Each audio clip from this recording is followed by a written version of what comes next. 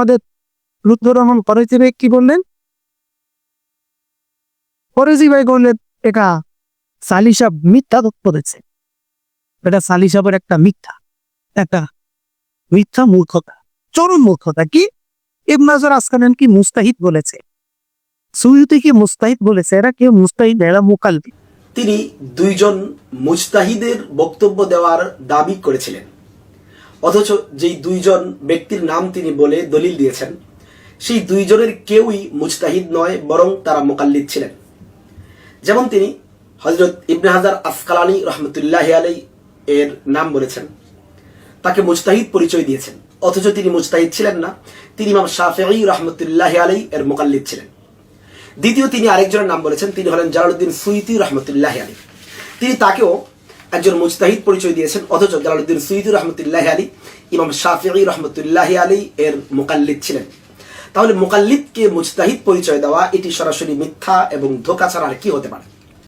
লা হাওলা ওয়ালা কুওয়াতা কিয়ামত পর্যন্ত যদি কওমের সকল ওলামায়ে কেরাম শুধু লা হাওলা করতে থাকে, এই কথা বেয়াদবির মাসুল হবে। কিয়ামত পর্যন্ত যদি দেওবন্দি সকল ওলামায়ে কেরাম লা হাওলা শুধু পড়তে থাকে, লুৎফর রহমান ফরাজিমের এই কথার মাসুল হবে। এটা ওয়াহাবি রহমান, সালাফি রহমান, ইবনে হাজার আসকালানি সে মুস্তাহিদ না। ইসমাইল আনসারীর মতো ওই সকল ওয়াহাবিরা বলেছে, ইসমাইল আনসারী তার কিতাবের মধ্যে মিলাদের বিরুদ্ধে সেখানে বলেছে ইবনে হাজার আসকালানি মুস্তাহিদ না। পৃথিবীর কোন ইমাম, কোন আলেম, পৃথিবীর কোন মুহাক্কিক ইবনে হাজার আসকালানি সুই থেকে মুস্তাহিদ নয় বলেছে। ফরাজি ভাইয়ের কাছে আমাদের বিনয়ের সাথে হল আপনার এই কথাটা বলা দিক, কোথায় আছে? কোথায় আছে? পৃথিবীর কোন কিতাবে আছে? কোন মুস্তাহিদ ইমাম বলেছেন? কোন সিয়ার তারাজেমের লেখক বলেছেন ইবনে হাজার আসকালানি সুইটি মুস্তাহিদ না? দেখেন, আমরা দেখাই, পুলিশে বুঝতে বলছে স্কলারশিপের বললেন যে সালি সাহেব চরম মিথ্যুক। এখন আমরা দেখি চরম মিথ্যুক কারণে বলার মতো অভদ্র অভ্যাস আমাদের। আমরা দেখি যে লুৎফর রহমান ফরাজি ভাই সত্য বলেছেন না অসত্য বলেছেন, আমরা দেখি। তাই না বন্ধু? দেখেন, ইমাম সাকাবী রহমতুল্লাহ আলাইহি আল জাওয়াহির ওয়াদ দুরাত প্রথম খণ্ডের 53 পৃষ্ঠা আসকালানি রহমতুল্লাহ আলাইহি শপথ দিয়ে বলছেন, শাইখুল ইসলাম ওয়াহাদুল আইমাতিল আলাম হাফিজুল আসরি ওয়া খাতিমাতুল মুজতাহিদিন। এখন আপনারা যারা মাদ্রাসা ছাত্র ভাইরা আছেন, আপনারা অনুবাদ করেন খাতিমাতুল মুজতাহিদিন মানে কি? যার ইজতিহাদ করার যোগ্যতা নাই। ঠিক আছে তো? ব্যাপারটা ফরাজি ভাই যেটা বললেন যে তিনি মুজতাহিদ ছিলেন না, তাহলে সাহাবী বলছেন, ইমাম সাকাবী বলছেন, তার ছাত্র ইমাম সাকাবী বলছেন ফাতিমাতুল মুজতাহিদিন, এবং অন্যান্য সিয়ার আজমের লেখক না, ইবনে হাজারের নামই নাই 2-3 লাইন সেবক লেখেছে। ইমাম মুহাক্কিক মুজাক্কির হাফিজুদ দুরিয়া হাফিজুল আসর এই মুলার নাম নিয়েছে।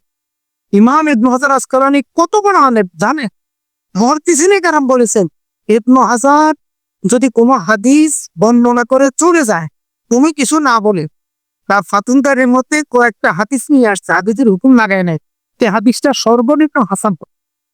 ইবনে হাজারের মাকাম বুঝে, সে যদি একটা হাদিস নিয়ে আসে আর যদি হুকুম না লাগায়, তার ফাতুর বাড়ির এত মাকা, এটা হাসান হাদিস, বিনা দলিলে এটা হাসান। তাহলে উনার গ্রহণযোগ্যতা বিশ্বব্যাপী কি পরিমাণ ছিল? শুধু মিরাজের পক্ষে বলছে কেন?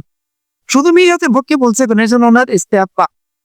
ঠিক এই বেয়াদবিটা করেছে মাহফুজুদ দাওয়াত আরেফ ভাই, সবিউল্লাহ ভাই মিলাদ কিয়ামের সহজ সমাধান নামে বই লিখছে, সেখানে তিনিও বলছেন ইবনে হাজার আসকালানি মুস্তাহিদ। এরা সবাই কিন্তু ইসমাইল আনসারীর বই নাকি ধা করে নিয়ে এসছে। এজন্য মাহফুজুদ দাওয়াত থেকে যত ভাইয়া পারে গেছেন সবাইকে বিরোধের সাথে অনুরোধ করি, আপনারা আপনাদের মুখগুলো সামলানোর চেষ্টা করেন। বেয়াদবির সীমা থাকা উচিত। এলেম আল্লাহ তাআলা চিরতরে সহজ করে দিবে যদি সালাফের সাথে আমরা একটু বেয়াদবি চিরতরে সহজ করে। ইবনে হাজার আসকালানি মুস্তাহিদ ছিলেন, তাই না? সাহাবী বলে খাতেমাতুল মুজতাহিদ, আর আমার ভাই শ্রদ্ধেয় বড় ভাই বলছেন তিনি মুস্তাহিদ ছিলেন। এখন কাপটা নিবেন, এখন বলেন চরম আর পরম আর নরম কে? এগুলা তো বলতে পারতেছি না, আপনারা বলবেন না, তবে বুঝে নেন উনি সত্য বলছেন অসত্য বলছেন। এরপরে ফরাজি ভাই বলছেন সুয়ুতি রহমতুল্লাহ আলাইহি মুস্তাহিদ না, উনি তো রিল হবে না। সুয়ুতি আসকালানি দোনোজন মুকাল্লি।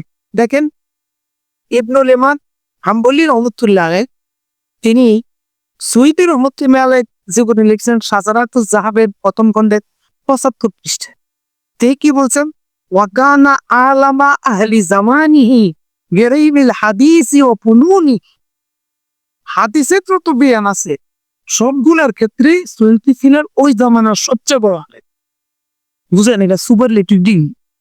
কানা আলামা আহলি জামানি, সবচেয়ে বড় আলেম ছিল ইবনে ইবাই হাম্বলির মত।